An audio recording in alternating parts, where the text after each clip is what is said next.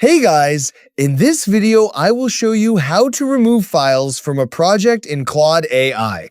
Alright, so let's begin with the video. First, open Claude AI in your browser or desktop app and sign into your account. After that, go to the project section from the left side. Then, open the project where you want to remove files.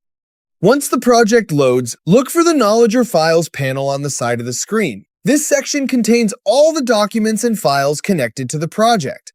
Now find the file you want to remove. If you have many files, you can use the search or sort options to locate it faster. After selecting the file, click the trash icon at the top to delete them.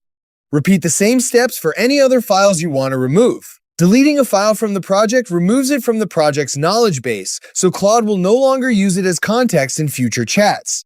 Keep in mind that this only removes the file from the project and does not delete the original file from your computer or storage. And that's it. So that's basically how you can remove files from a project in Claude AI. So that's all for this video. See you in the next one. Thanks.